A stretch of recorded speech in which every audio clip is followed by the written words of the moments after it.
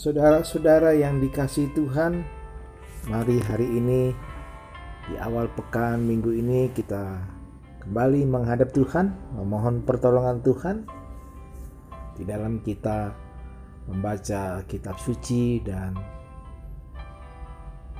menjalani hidup pada hari ini. Kita berdoa. Kami bersyukur dan berterima kasih Tuhan.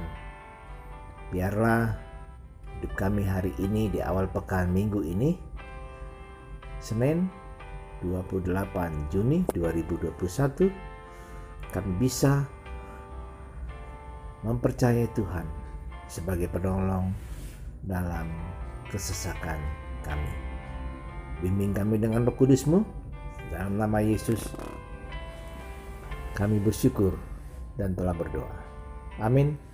Saudara-saudara, renungan awal pekan minggu ini, Senin 28 Juni 2021, bertajuk Penolong dalam Kesesakan.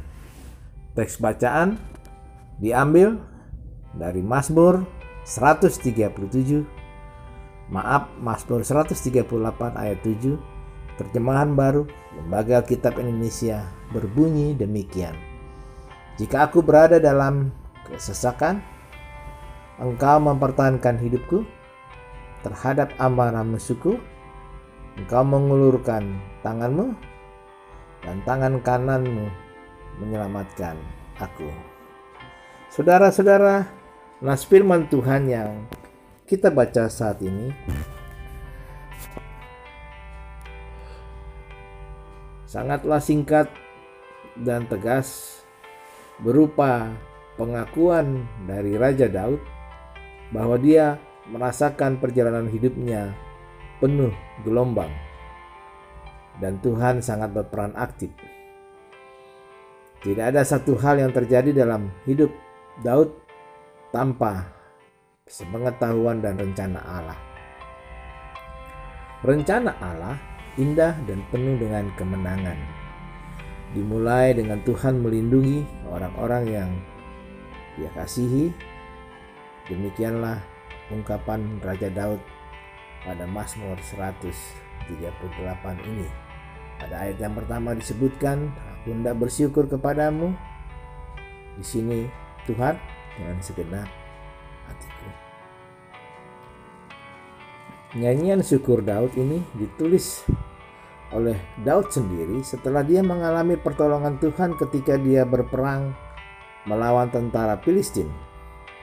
Ini dicatat dalam 2 Samuel 5:17-25. Pengalaman ini nyata bersama Tuhan yang membuat dia semakin yakin bahwa Tuhan adalah sumber pertolongan.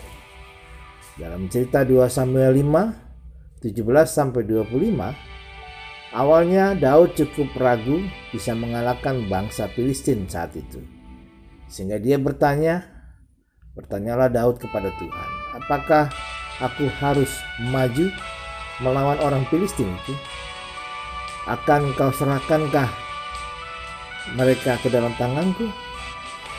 Lalu Tuhan menjawab, majulah, sebab aku pasti akan menyerahkan orang Filistin itu ke dalam tanganmu.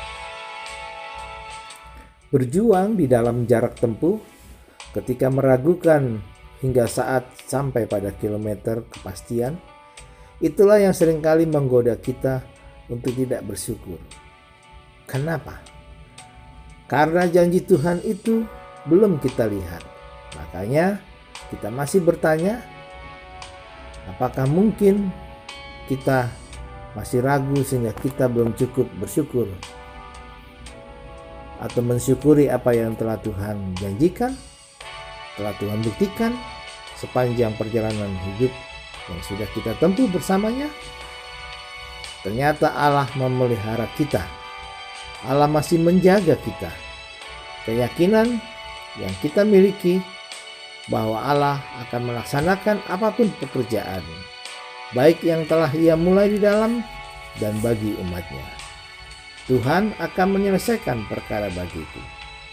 Saat kita berada dalam situasi teramat sulit, di mana semua orang bangkit melawan dan memusuhi kita, maka terkadang kita merasa bahwa Tuhan mungkin telah meninggalkan kita dan tidak lagi bermurah hati terhadap kita.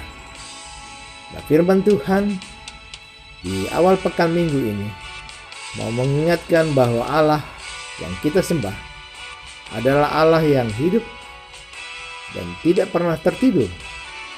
Dalam situasi tersulit apapun, kita harus tetap kuat dan belajar mempercayai semua janji penyertaan Allah dalam firman-Nya.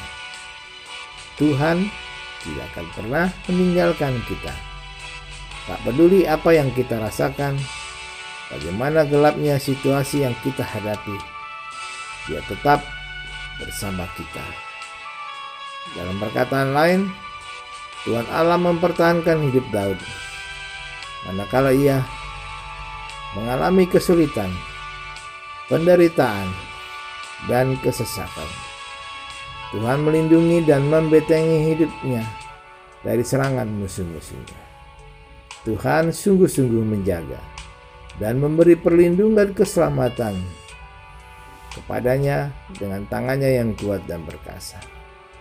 Nah, saudaraku, dalam kehidupan yang saat ini, terlebih lagi di masa pandemi corona ini yang serba sulit, kita diliputi ketakutan, kegelisahan, mungkin kebingungan dalam hidup kita.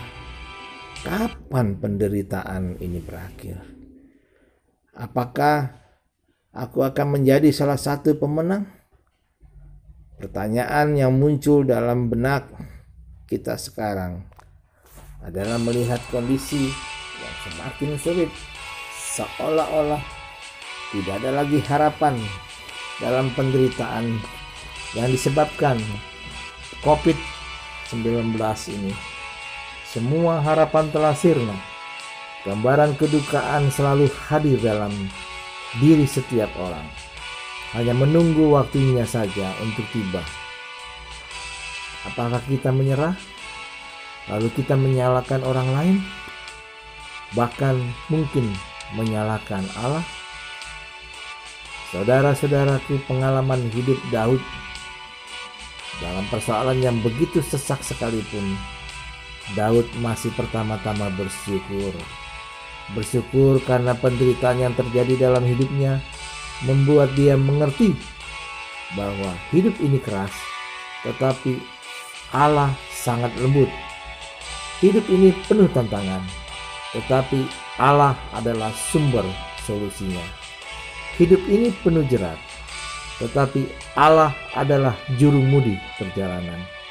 Hidup ini penuh penderitaan, tetapi Allah meyakinkan bahwa tidak ada satupun persoalan yang terjadi dapat memisahkan kita dari kasih Allah. Ingatlah Roma 8 ayat 28. Kita tahu bahwa Allah turut bekerja dalam segala sesuatu untuk mendatangkan kebaikan bagi mereka yang mengasihi Dia, yaitu bagi mereka yang terpanggil sesuai dengan rencana Allah. Menurut Roma 8, siapakah yang akan menggugat orang-orang pilihan Allah? Allah yang memberanikan mereka, atau siapakah yang akan menghukum mereka? Dalam Roma 8 ayat 34 tertulis, Kristus Yesus yang telah mati, bahkan lebih lagi yang telah bangkit, yang juga duduk di sebelah kanan Allah, yang malah menjadi pembela bagi kita. Lalu di ayat yang ke-35 dari Roma pasal 8, siapakah yang akan memisahkan kita dari kasih Kristus? Penindasan atau kesesakan, atau kelaparan, atau ketelanjangan, atau bahaya, atau pedang? Karena itu, mari di awal pekan minggu ini kita semangati hidup kita, sekalipun dilanda maraknya virus Delta yang merebak akhir-akhir ini. Teruslah berdoa, mohon bimbingan Tuhan, agar kita dimampukan dan mengerti maksud dan kehendak Tuhan di tengah wabah virus Delta yang merebak ini. Selamat memulai aktivitas di awal pekan minggu ini bersama keluarga tercinta. Tetap semangat, ikuti dan patuhi protokol kesehatan. Tuhan memberkati kita. Mari kita bersatu dalam doa. Kami bersyukur, berterima kasih oleh karena Tuhanlah yang menjadi penolong hidup kami. Kami mau sambut Tuhan perjalanan hidup di awal pekan minggu ini. Dan biarlah nama Tuhan yang kami permuliakan bersama seisi rumah kami dan bersama segala aktivitas kami. Terpuji nama-Mu Tuhan, dalam nama Yesus kami memohon. Amin.